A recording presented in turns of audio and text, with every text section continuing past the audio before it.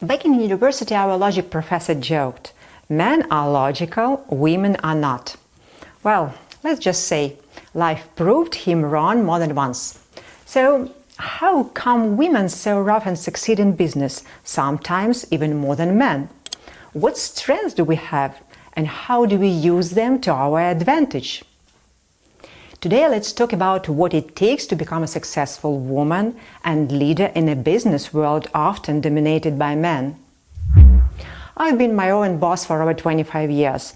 I worked with both male and female employees. My German business partner has repeatedly named our company bestseller of the year, and many of my team members have stayed with me for over a decade. And all that without sacrificing my family, my child, or my self-respect. I didn't choose entrepreneurship because I dreamed of it. I chose it because life gave me no other choice.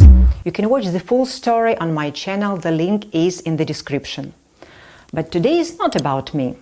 It's about the strength women carry, many of which we may not even realize we have. It's not true that men always have it easier. Not all men, and not in every situation. But yes, men are often physically stronger, and their way of thinking can be different. Women, on the other hand, often show more resilience, stronger intuition, and a drive for learning. Even if we fall behind in some areas, we can win in others. A dominant, risk-taking leadership style is often associated with men. But thoughtful decisions, long-term thinking, team input, trust building, and sustainable growth, that's the female style of leadership. Men scale fast, women build solid foundations. What if most of your team is male? Let's be honest, not every man becomes a CEO, but many are great professionals. The key isn't gender, it's skills, character, and vision. When you have a smart business and a meaningful project, people will join you. Men often handle the technical side, women often handle communication and coordination. Together it works beautifully. Whether it's a supplier from abroad or a local distributor, the rules are the same. Be smart, be strategic. Know who you are talking to, a partner or a competitor. Use your intuition and aim for win-win. We don't need to fight unwinnable battles. We find better ways. I once had to deal with a very unpleasant negotiation with a strong competitor. At the time, we had a small children's furniture store in a shopping mall selling several German brands. Suddenly, our clients began disappearing after receiving consultations from us. A big store in the same mall started selling the same brand we'd been selling for over 10 years despite our exclusive agreement with the manufacturer. In the furniture industry, there's an unwritten golden rule. Never sell the exact same product in the same shopping mall to avoid internal competition. This rule is usually even included in lease agreements. Naturally, my first step was to speak with the mall's leasing director. Unfortunately, their biggest store was paying much higher rent.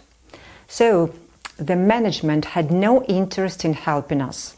That's when I decided to speak directly to the owner of that large store. I did my homework, found out who he was, his management style, and his personality. Honestly, what I learned about him was intimidating. When we met, he didn't even let me speak before laying down his terms. I could buy the exclusive selling rights from him for the equivalent of my store's entire annual profit. I counted with half of that amount. He refused. So I decided to turn the conversation around. I told him that if we closed, we wouldn't lose much. But he could proudly say he pushed a woman out of business and still get nothing from me. Something shifted. Instead of insisting on his original demand, he suddenly offered to sell me the remaining stock of items from our brand that he had in his warehouse. That's when I realized The brand wasn't selling well for him without our expertise and customer consultations. In the end, I bought his leftover stock for 70% less than his original demand. Both of us walked away satisfied. A true win-win. Working with German manufacturers, I never felt discriminated against. They value results. But yes, in some countries it might be harder due to cultural norms.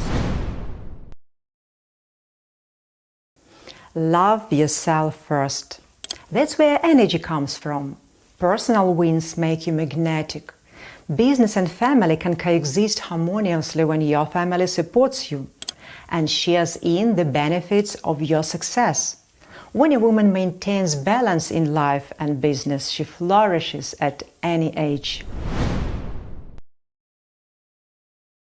Let's be honest, yes, appearance and sexuality do help us as women.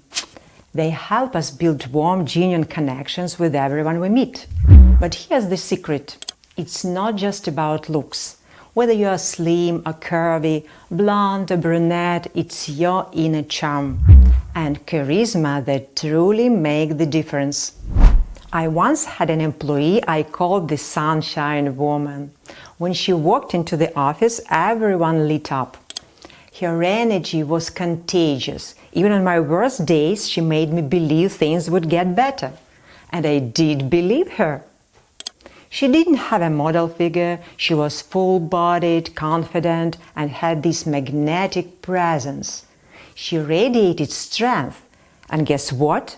Our wealthiest clients came through her.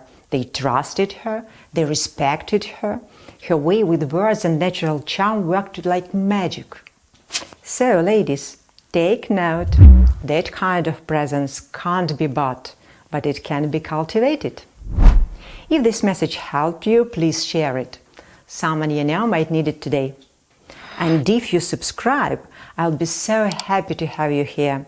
On this channel, I share simple, practical tools to boost your success and improve your life without overcomplicating things. So stick around.